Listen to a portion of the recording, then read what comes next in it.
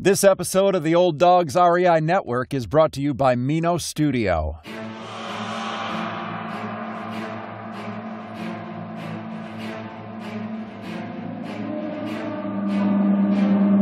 In a world where jobs are how most people make money, one man, one desire, one challenge dares to break the mold. Welcome to the Old Dogs REI Network, where we don't work for money. Money works for us. Coming soon. Viewer discretion advised.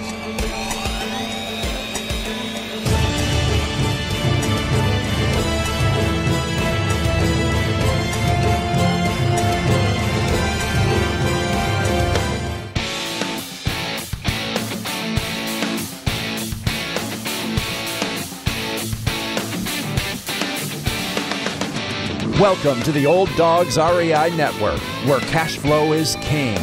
Real estate investing, the means, so you can enjoy your retirement dreams. This is the show where we cut right to the chase. No sales pitch, no long monologues, just simple how-to real estate investing advice, so you can earn the passive income you need to enjoy your retirement today. And now, your host and chief old dog, Bill Manacero. Welcome to the Old Dogs REI Network. I'm your host, Bill Manacero, and this is a show where 50-plussers and anyone else who wants to join us get solid, no sales pitch real estate investing advice to help generate real cash flow. This podcast airs twice weekly on Mondays and Fridays, and if you aren't already a subscriber, go to iTunes, type in Old Dog, spelled D-A-W-G, find our podcast, and subscribe. Well, you know, on this show, we talk a lot about funding your deals, being able to move up that next step. You know, it's one thing to set aside some money each year and to buy a property. And, you know, generally you're going to have to buy a small single family home or a small multi. But when you really want to make the move into larger multis, for example, you're going to be faced with that reality of having to fund those projects. And one of the steps and one of the ways that you do that is through sponsorship. Finding a sponsor to come alongside you to be a part of your team and actually get involved in the financing end of it, to be able to make that step. Once you move into those and you actually acquire some larger properties, it gets easier and easier as time goes on. But getting that sponsor, that key person, and we'll define what a sponsor is in just a couple minutes, is really a key element in being able to fund those larger deals. Well, today I have with me a good friend and mentor, Joe Fairless. This is actually Joe's second appearance on the Old Dogs REI Network. He was our first interview in episode 001 entitled How I Grew My Real Estate Business to $28 Million in 3 Years. A great podcast if you get a chance to listen to it. Just to tell you a little bit about Joe, Joe Fairless is principal at Fairless Investing and host of the extremely popular podcast, Best Real Estate Investing Advice Ever. He is the author also of the Best Real Estate Investing Advice Ever, Volume 1. He started buying multifamily properties in 2013 and now controls over, get this, $101 million worth of real estate in the U.S. He currently lives in Cincinnati and has been investing in real estate since 2008, buying single-family homes. Prior to that, he was the youngest vice president at an award-winning advertising agency in New York City. He also currently consults other investors on multifamily investing. As host of his popular podcast, which is the world's longest-running daily real estate podcast, he has interviewed guests such as Barbara Corcoran from popular show Shark Tank and Robert Kiyosaki, author of Rich Dad, Poor Dad. And he is a strong advocate of giving back and serves on the Alumni Advisory Board for Texas Tech University and the Board of Directors for Junior Achievement in Cincinnati. Well, Joe, we are so excited to have you here on the Old Dogs REI Network, and welcome back. How are you? I'm doing well. Good morning / afternoon. Yes, you got it. It's a Yeah, morning for me, afternoon for you. that's Uh, right. well, great. Well, I'm excited that you actually are available to do this. This is Yep, great. I, absolutely. and I'm going to do all the intro stuff and all that offline. I just want to just jump to the meat and Cool. respect your time. What time do you have to be done here? How long do you think this will be? It shouldn't be more than like 20 minutes, I would imagine. Perfect. Yeah. So That's perfect. that works good. Okay, Yep. fantastic. Okay, well, the reason we're having this discussion is I'm trying to get a good understanding on sponsorship. A lot of people that have talked to us about multifamily, a lot of discussions and potential investors and so forth. People are wondering what exactly a sponsor is. And I understand that you had a direct relationship with a sponsor and perhaps even started off that way. Before we get into that, I wanted to find out, how would you define a sponsor as it relates to multifamily real estate? Ultimately, you can define a sponsor in any number of ways. It depends on what the context is. So I'm glad you started out there, because when you originally reached out to me about doing an interview about this topic, I was confused by the term sponsor.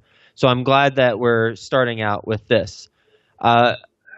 When I think of sponsor, I think of myself, who is on the general partnership of a deal, and then the other group with that is a limited partner, and that limited partner, those individuals within the limited partnership, they are investing passively, whereas the sponsor or the general partner is the group or person who is putting the deal together and overseeing everything. So that is how I think of it. Now, as it relates to what we're talking about today, when you say sponsor, what we're referring to or what you're referring to is someone, I believe, but correct me if I'm wrong, is someone who has the net worth and liquidity and signs on the loan documents so that you can get approved for the financing for the commercial real estate transaction. Is that how you're envisioning it? That's what I understand. Yes. A sponsor is, in other words, you're applying for a loan that you may not qualify for because of its amount. And the banks in general, from what I understand, will not fund that loan if there's not someone who's signing for that loan who has a net worth more than the value of the loan. Is that correct, or how you understand? Yeah, that's correct. Not only net worth, but then also liquidity as well. It depends on the type of loan that you get, and the who you're working with, based on what you need for net worth and liquidity. But at the end of the day, I think what we're getting at is, and what we're going to talk about is, if you're starting out and you didn't win the lottery, but you want to get a real estate deal done, how do you structure it with, and we'll call it a sponsor. I'm cool with that.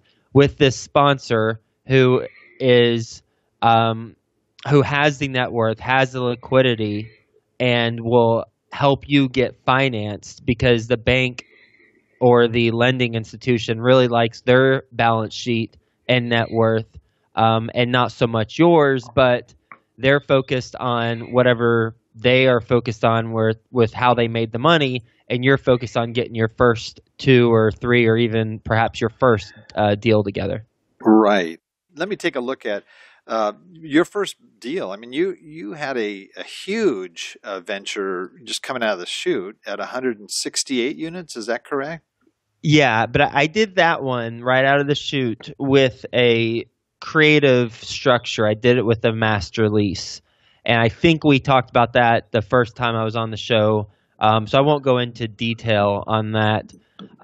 What as it relates to this conversation, the other deals that I've done, deals on a 250 unit, 155 unit, a 320, um, 296, and a 217 unit, and now I'm closing on a 200 unit. We have a sponsor for it for the deals. So on my first deal that you referenced, I did not need one, which perhaps we can talk about. I didn't need one because I did a master lease. Therefore, the current owner stayed on the loan and continued to be the personal guarantor. But on my other ones, we did traditional financing, and as a result, starting out, I certainly didn't have the net worth or liquidity to get approved for a $14 million loan. So I needed to partner with a group that did and figure out the best way to structure so that we all won. So let's look at the first deal where you really needed a sponsor, and maybe just give us the particulars of that. Mm-hmm. So the first deal I needed a sponsor was a 250 unit, and the challenge is that we found a really good deal. We saw that there was an opportunity to add value. It was a stabilized property, and everything checked out. Everything checked out, but we were just getting going. I had only purchased one property before that, one multifamily property before that, and my business partner had never purchased a property on his own. Now he had experience at that point in time overseeing $450 million worth of apartment communities at his full-time job. And he did the acquisition of those apartment communities, asset management, and disposition of some of them. So he had the traditional experience, but he hadn't done it on his own with his own company before. And I had more of the entrepreneurial, get my hands dirty experience, but neither one of us had the net worth or liquidity at that point in time. So what we did as a creative solution is we partnered up with a property management company in that area that my business partner had a pre-existing relationship with, and we worked with them on partnering on the general partnership. And specifically, getting into details, how we structured it is we brought 70% of the equity required for the deal, but we only got 50% of the general partnership. And so they received 20% as compensation for having that net worth and liquidity and signing on the loan documents. Wow. Okay, that's really interesting. And they were an associate, or they worked with your business partner, is that right? He had come across them in his projects while he had his full-time job, and he'd come across them, and so he knew them fairly well from that. Yeah, I would imagine, especially with a sponsorship, that it would be somebody that one that you know and trust and feel good about, but obviously they're going to be concerned about who they're signing a loan for too, that you know what you're doing in terms of managing that property effectively so that they're not going to lose their their investment. And was there sort of a history there for the most part? Yeah, there was. I think it's important to note that the property management company that we partnered with, they were managing the property too. Oh, they were already managing this property. No, they weren't already managing it, okay. but they were going to, and they currently do manage the property. Okay. Therefore, they're staying very close to the project, as closer in proximity than we even are. Additionally, it is a non-recourse loan. And even though it's a non-recourse, I'm sure a lot of your listeners know this, but just as a refresher, non-recourse means you are not personally guaranteeing the loan. However, there are always clauses or carve-outs. They call them bad boy carve-outs for the non-recourse loans.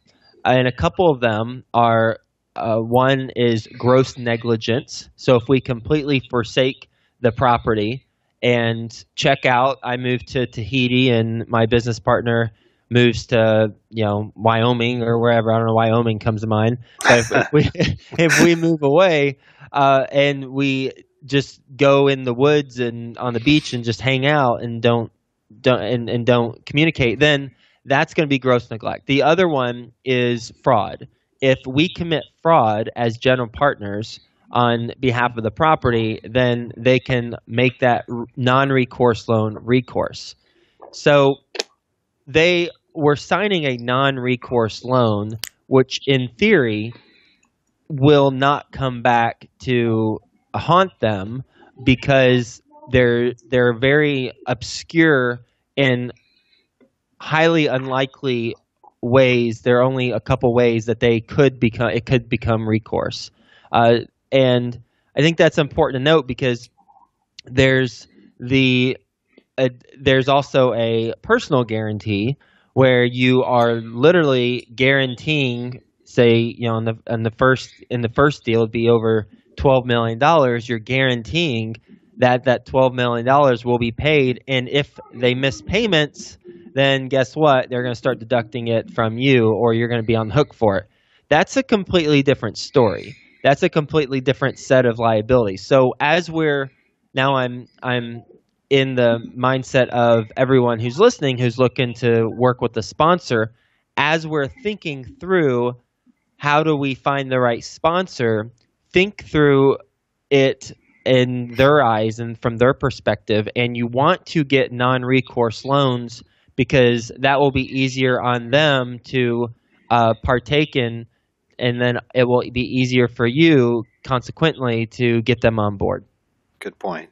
With the structuring of this deal, was the 20% of equity when you sell, or was it did it include cash flow as well? Or when you say 20%, what does that mean? We brought 70% of the equity to close the deal, but we only took 50% ownership. So the difference between 70 and 50 is 20%. So we had 50-50 ownership we still have 50-50 ownership with this company, but if we were to go based on who brought what money, then we would have 70% ownership. They would only have 30%. So they essentially got 20% free, or in exchange for them signing on the loan and personally guaranteeing. And from that 50% ownership, so from that 50-50 split, now we just split all the fees and proceeds that the general partnership collects on a deal 50-50. And in this deal, it is an acquisition fee, it is asset management, and then obviously the profits from the deal that we receive from the percent ownership that we have in it. Okay, great. Thanks for elaborating on that. At least, I'd like to look at different structures with other deals that you've had as well. One of the concerns is when you're looking for a sponsor, that person's share of the deal is an important part of it, I would imagine. What's in it for them? I understand that generally sponsors do not invest their own cash in it, but their value comes in being the signer of that loan. Is that correct? Depends. It totally depends. They invested money in the deal. That's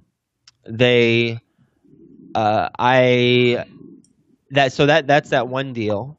I can tell you we have other deals where, and this is a different structure, so that's why I wanted to bring this up, just to give two different options for your listeners.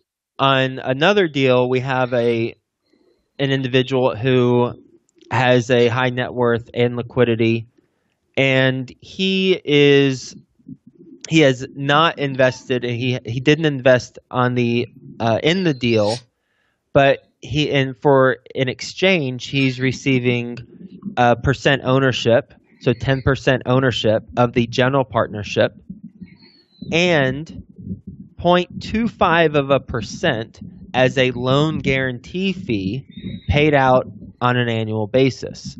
And that 0.25% is a percentage of the loan balance that he is guaranteeing. So let's just say the loan balance is $12 million. That 0.25% of $12 million is $30,000 annually that he's receiving. And I told this to someone I know. He's actually a client of mine, and he said, "Wow, that's the side of the business that I want to be on. You know, you sign some documents and you don't put out any money, but you get $30,000 a year annually." And certainly it's appealing, and quite frankly, I would do it when I transition, the business way down the road towards a different model for sanity purposes, quite frankly. So I'm being a lot more passive. But that's just not where I'm at in my life cycle. However, let's think about it, as I said earlier, from the perspective of the person who is actually signing. They are signing on a loan, albeit it's non-recourse, but they're signing on a loan for $12 million, and they're getting $30,000 a year. When you put it in that perspective, they have a risk of $12 million to get $30,000 a year. It's not that much. It's not that lucrative relative to the risk. You could make an argument both ways. You could say it's not that lucrative relative to the risk, or you could say, well, Joe, it's a non-recourse, and unless you commit fraud or gross negligence, which you won't do, I don't think, because you are also investing in the deal, and you have financial incentive to make sure the deal goes well, not to mention all your investors, then you can look at it that way. So it's not a no-brainer for high net worth individuals to sign on a non-recourse and get a loan guarantee fee and some percent ownership. It actually takes some time with individuals who know you and also can vouch for your character and see a financial incentive to do so. Right.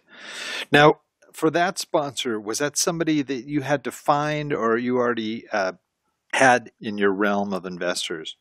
My business partner knew him through family-friend relationships. Now, have you ever had to seek out a sponsor? No. No. Okay.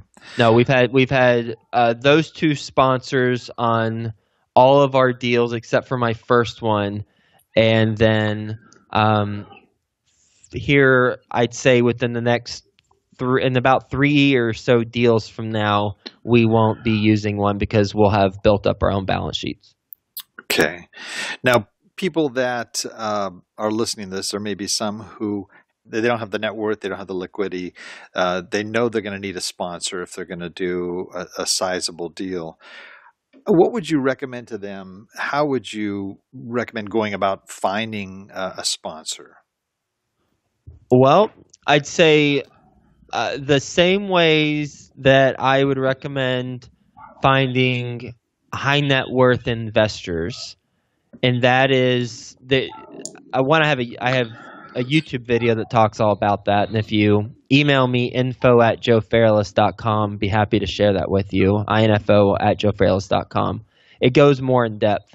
But one thing is you've got to surround yourself with where they hang out. Just like if you're looking for a girlfriend or a boyfriend, husband or a wife, you identify what you're looking for, then you go where they're at and you spend time in those places. Well, in this case, with high net worth individuals, we've got to find where they hang out, and guess what? They're hanging out in altruistic forums. So specifically, go volunteer. Go volunteer for a cause that you believe in, that you are passionate about, or that you're at least interested in and willing to spend a Saturday to go help do whatever it is that the cause does. And get into that if you enjoy it, if you enjoy giving back. And eventually your goal is to become on a board. You want to become a board member for that philanthropic organization. And as a board member of a philanthropic organization in your community, you, I guarantee, will come across high net worth individuals who are well connected. And you're going to connect with them on a personal level. You're going to connect with them outside of the business realm. And it's going to build a much stronger relationship with them than if you were to go in and ask if they want to do business with you. That won't work. So we've got to go in, play the long game, know that we're in this business for the long run, and volunteer and get eventually on a board for that organization and build relationships that way. Great advice. Now, do you know sponsors that may be sponsors for multiple deals? And if so, do the banks verify that the person, has not signed on other things where it far surpasses their net worth? Yeah, absolutely. The banks will ask that question. You've got to disclose everything that you're on the hook for, everything that you're invested in. And there's a lot of paperwork involved, and banks do their due diligence. And, the banks will look at if it's non-recourse or recourse and then, approve or disapprove accordingly. And have you had more than one sponsor on a deal? We also sign on the loans, not because one sponsor doesn't adequately meet the qualification standards, but because they want to also have us on the hook for the same thing that they're on the hook for. Just for a sponsor, and we kind of touched on this a little bit, just to sort of recap here, is why would anybody want to be a sponsor? I know you mentioned sort of the little cash incentive there, the 0.025, but why would somebody want to be? It's important, I think, to know their motivation as well. Yeah, it's free ownership and it's cash flow. Well, ultimately, it depends on how you structure it with them. But if you give them ownership in the general partnership, then they, for getting approved for a loan and signing some papers and forgetting about it, other than checking in on a regular, I'd say quarterly basis at minimum to make sure the financials are in order, they get cash flow. It's passive income that is just created from scratch by whatever's in their bank account. So it's a great way, as I mentioned earlier, with the client when I was talking to him, he's like, "Well, I want to be on that side of the business." It's a great side of the business to be on. Think of it as a hard money lender. I mean, they're not the ones out there doing the fix and flips. They're the ones lending the money and making the cash on everyone's hard work, right. which good for them. They deserve it, because without them, we wouldn't have fix and flippers who are doing all the wonderful deals that they're doing. We all have a role, and we all serve a purpose in the life cycle of the business. They just happen to have the cash, and the two things that I would dangle in front of them when you're reaching out to sponsors is the loan guarantee fee of 0.25% on the existing loan balance paid out annually, and the percent ownership in the deal, and that's just negotiable based on whatever you can negotiate with them. Now, do you usually go after a sponsor after you have the deal, or do you try to get one in place before you have the deal? In most things on the deal, you'd want to line it up beforehand, and this is certainly one of those things. You want to line up your sponsor before you get the deal. You certainly can do that. You certainly can talk terms with them. Hey, I'm looking for deals around the $10 million mark or $12 million mark. The loan's going to be about $10 million, and I'm looking for a guarantor. I don't qualify yet. Here's what my lender, my mortgage broker is telling me is required from a net worth and liquidity standpoint. You'll have to fill out paperwork. I am offering the 0.25% on the loan balance plus equity ownership, depending on the deal, that we'll figure out what the percent is. Is this something that you'd like to participate with me on? And then just get their thoughts. That's great. Well, Joe, I've already held you a little bit longer than I said I would, but this is a fascinating topic and of which you are very knowledgeable. So I'm glad you gave us your time today so that folks could get a better understanding of sponsorship and its role in purchasing multifamily properties. Is there anything else you want to add or anything else you think might be significant for our listeners? I think you covered it. Really enjoyed our conversation, and everyone can go to email me, info@joefairless.com, for either that video on investors and attracting high net worth individuals, or if you'd like the apartment resources guide for a bunch of apartment resources that are free that you can go to. We've got a PDF for you with a bunch of good stuff on books and podcasts and things. Email me, info@joefairless.com, and we'll get you that guide. Oh, fantastic.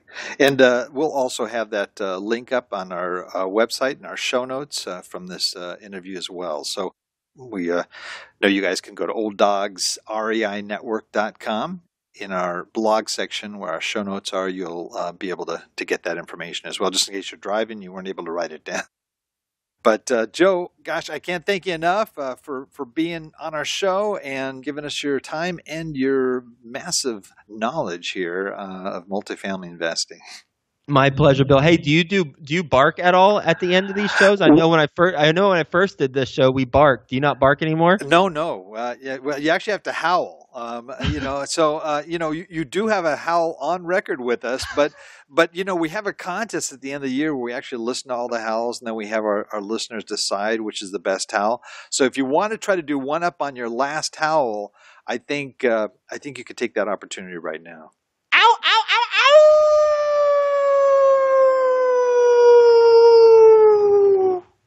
Wow, did you have reverb on that? That was why I accepted the interview request. I want to howl. That's the whole purpose. I thought we were going to miss that for some reason. I was like, no way. That's my favorite thing. I know. You almost topped out. I know you already topped the last one. So you're getting real competitive on me here.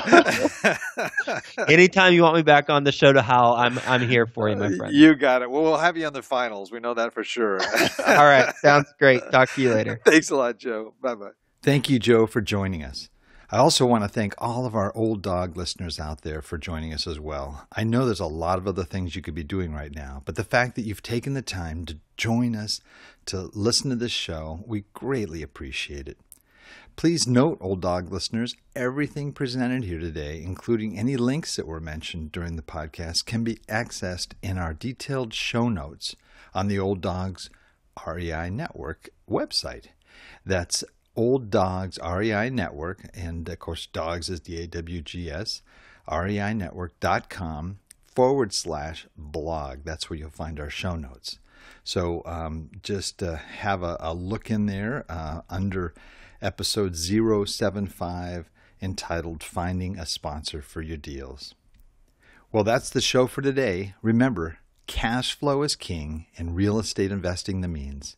Until next time, keep moving forward, and may God bless you. Thank you very much for visiting the Old Dogs REI Network. We would greatly appreciate if you would stop by iTunes and let us know what you think of the show. We would love if you could subscribe to the podcast, give us a 5-star rating, and write a review. The more ratings and reviews we receive, the more visible the podcast will be to others. Thank you.